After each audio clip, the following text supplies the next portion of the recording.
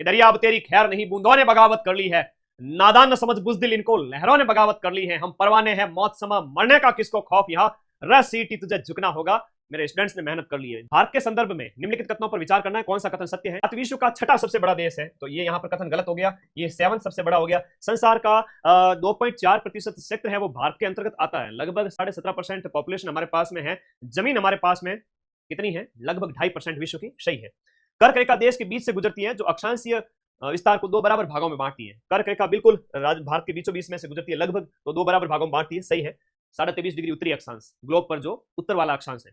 भारत पूरी तरह से, अब देखो क्या होता है कि ट्रिक होती है, कुछ बेसिक ट्रिक होती है जिनका ध्यान देना। ये लिखा हुआ यहाँ पर भारत पूरी तरह से उष्ण कटिबंध में पड़ता है, मतलब पूरी तरह से उष्ण कटिबंध, मतलब 23 डिग्री उत्तर, 23.5 डिग्री उत्तर से लेकर के 23.5 डिग्री दक्षिण के बीच पड़ता है, ऐसा कह रहा है। जबकि भारत की मुख्य भूमि स्टार्ट होती है 8 डिग्री से, और जो सुदूर दक्षिणी बिंदु है वो 6 डिग्री 45 मिनट पर है ना, कन्याकुमारी और उसके आगे इंदिरा पॉइंट। तो ये कथन गलत है, हम 23 डिग्री और इन दोनों के बीच में नहीं आते, कर्क और मकर के बीच में पूरी तरह से, तो गलत हो गया। सिंपल सा लॉजिक है, हम कोई पूरी तरह से गर्म प्रदेश वाले में नहीं है। तो निम्नलिखित में से कौन सा जोड़ा यहां पर सही नहीं है।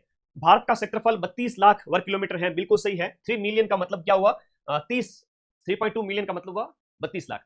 1 मिलियन मतलब 10 लाख होता है अपने। भारत का अक्षांशीय विस्तार 8 डिग्री 4 मिनट उत्तर से 37 डिग्री 6 मिनट से 37 6 और 68 7 से 97 25, 68 7 से 97 25, गुजरात से अरुणाचल प्रदेश, बिल्कुल सही है।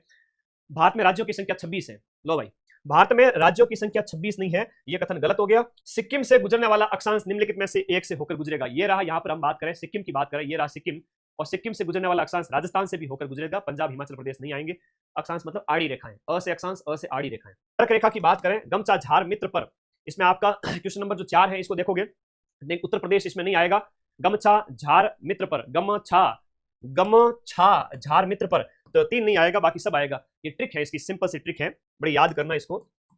गमछा झार मित्र पर, अब गमछा झार मित्र पर से ये हुआ, ग से गुजरात हो गया, म से हो गया मध्य प्रदेश, छ से हो गया छत्तीसगढ़, और र से हो गया राजस्थान, और मी से हो गया आपका मिजोरम, त से हो गया त्रिपुरा, और गमछा झार मित्र, झार से झारखंड, और पश्चिम बंगाल हो गया एक, तो ठीक है। प से कौन सा महत्वपूर्ण अक्षांश भारत को लगभग 2 बराबर भागों में बांटता है। सीधी सी बात है, 23.5 डिग्री दक्षिण में नहीं होगा, 23.5 डिग्री उत्तरी अक्षांश होगा।